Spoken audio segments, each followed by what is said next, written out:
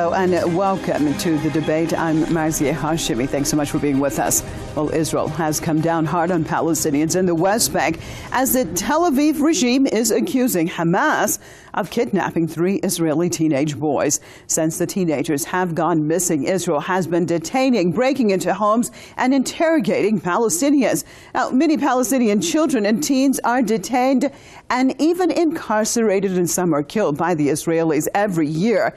And nothing is said, not by the Tel Aviv regime and very little by the so-called international community. Again, we will look at the reason a whole population is made to suffer on the debate.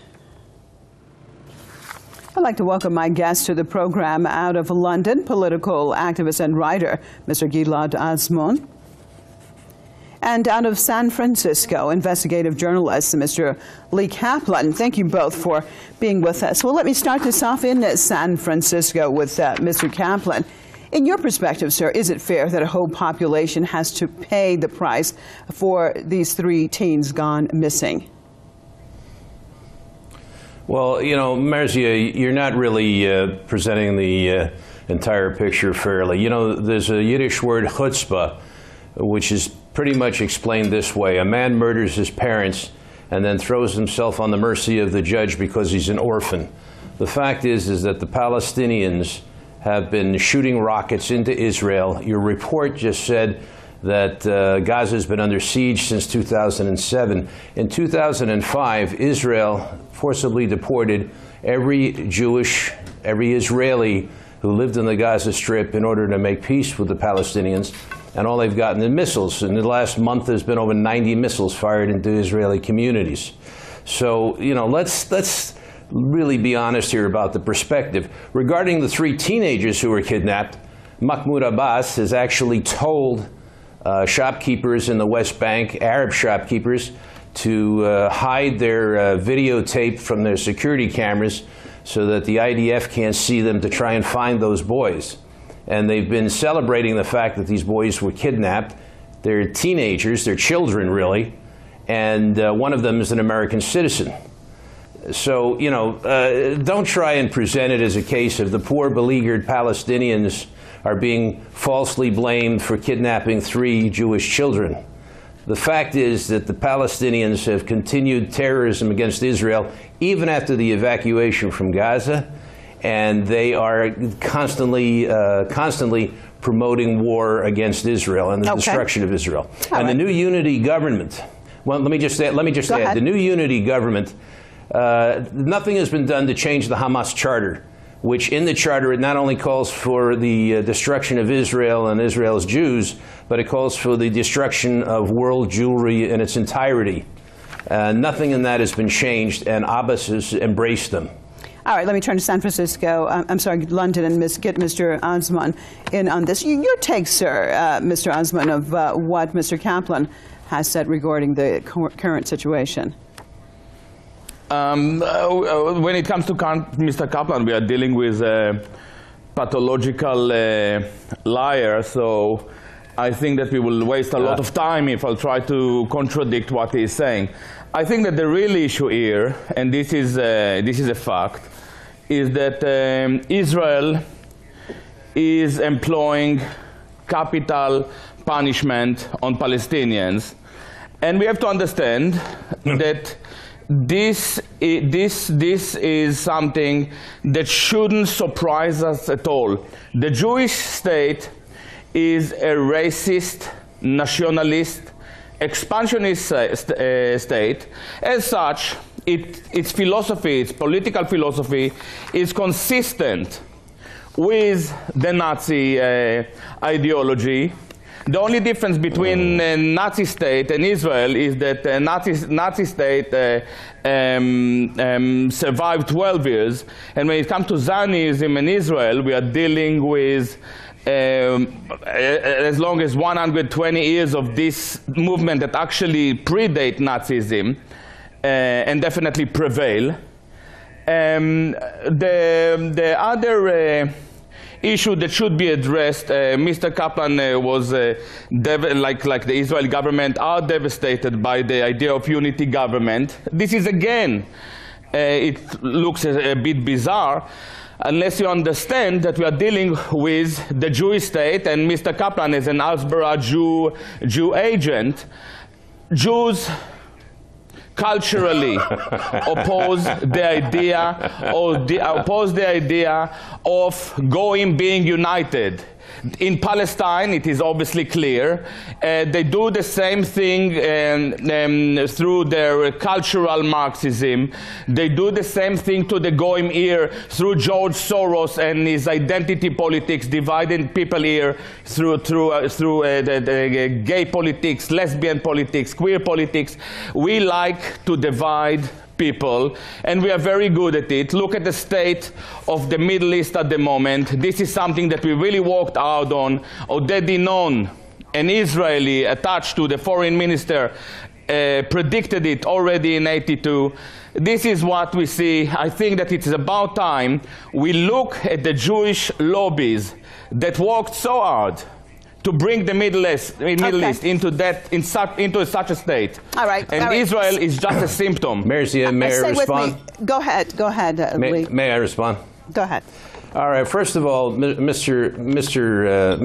Atzmon, I'm not a pathological liar. I'm an investigative journalist, and I do a lot of research.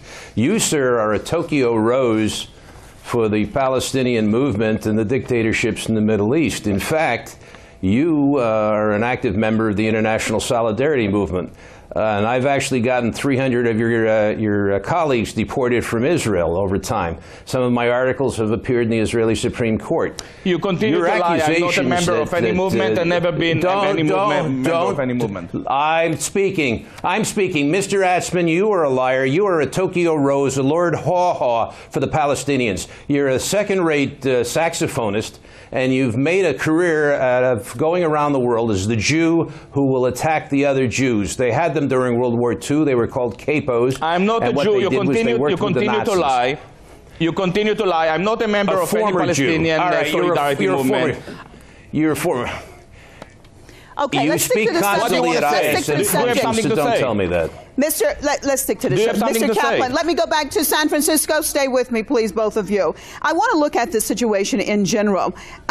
Do you think, Mr. Kaplan, that Israel is actually upset by the situation that Fatah and Hamas has formed this unity government? Oh, absolutely, and they should be. They should be, because Hamas, as I've mentioned in their charter, not only calls for the destruction of Israel, but it calls for the wiping out of all the Jews in the world.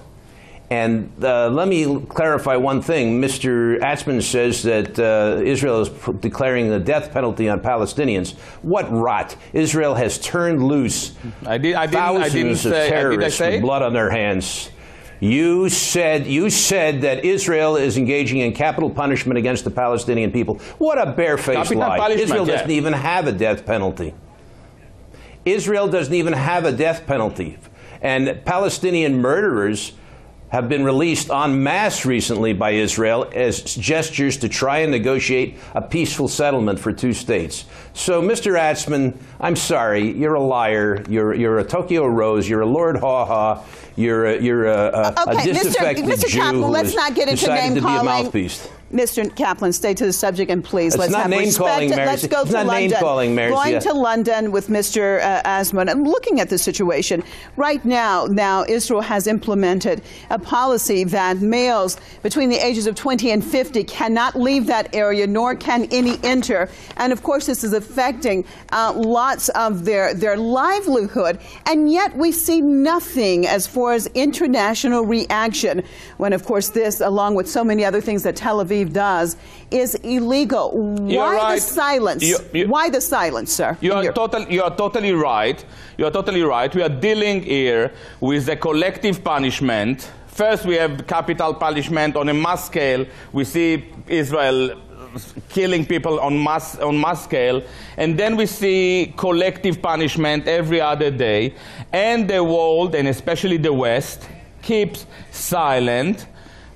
Not because they are blind to the crimes against humanity that are committed by Israel, but just because our Western politics is dominated by Jewish lobbies, and this is something that must be said, because the most powerful thing about Jewish power is the capacity to stop us speaking about Jewish power. Now, this is changing now, and as a fact, I'm talking now about Jewish power.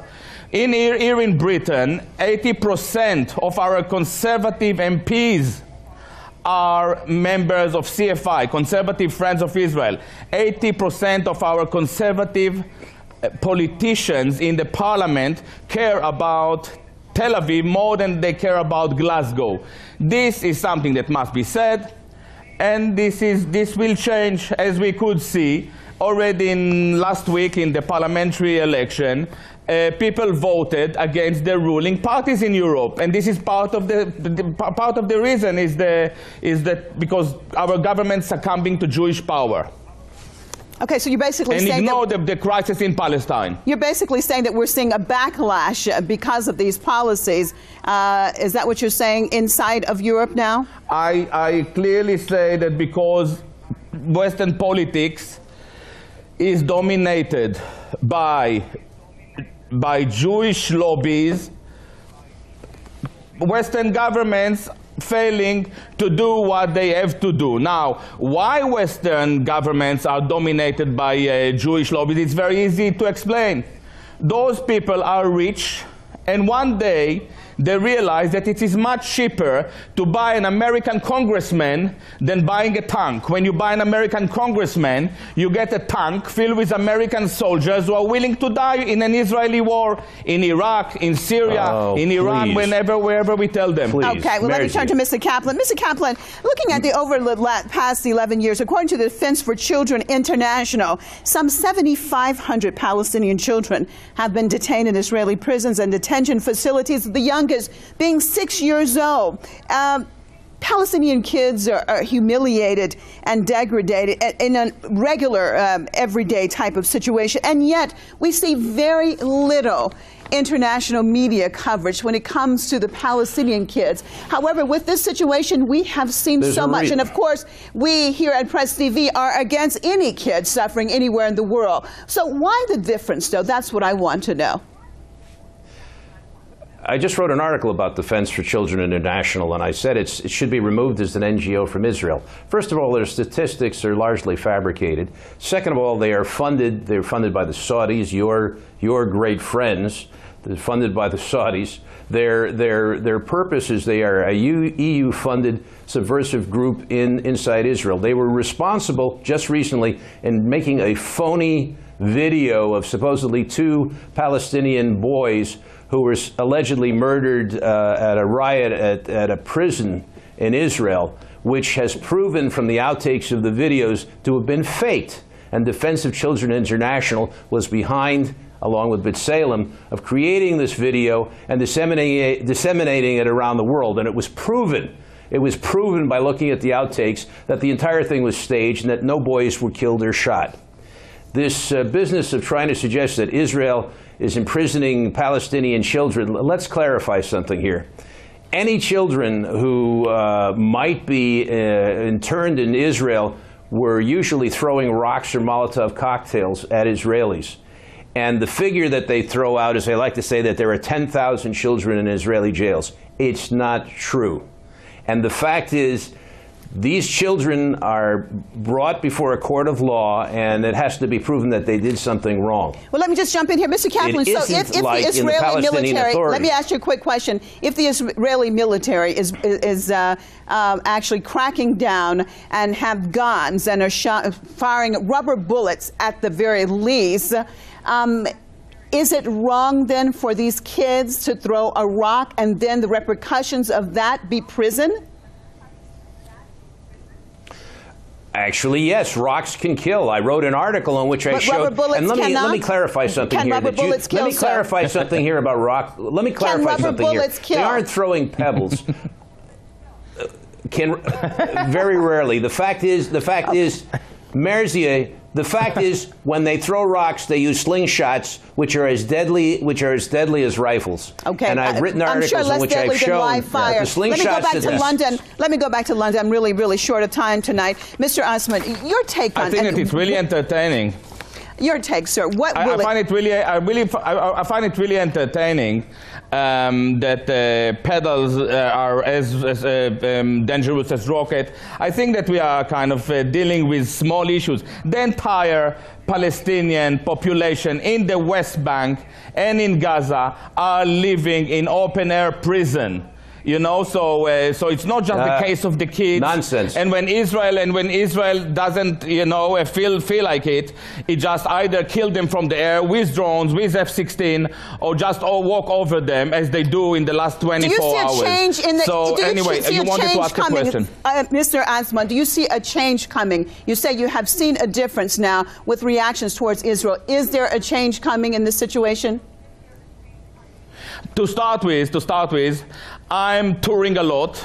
As Mr. Kaplan suggested, I'm a second-rate saxophonist. I'm playing every day. You know, there is a big market for second-rate saxophonists, and yeah, it's wonderful. And I can definitely it's the only way to get an audience. Masses of people who are turning against Israel are willing to say what they think about Jewish power, about people like Kaplan, I see, by the way, that they are very much afraid. You know, for years I was at the center of a very big Israeli and Jewish campaign. They're afraid to touch me now because I'm saying those things.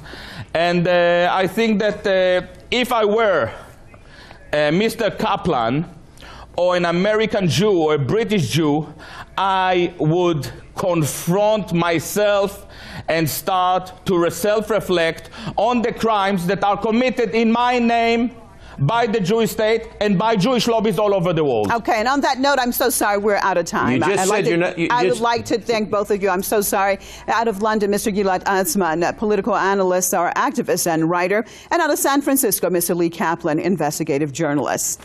And viewers, we appreciate you being with us on another debate. Make sure you join us same time, same place tomorrow. I'm Marzieh Hashemi signing out for the crew right here in Tehran. Thank you and goodbye.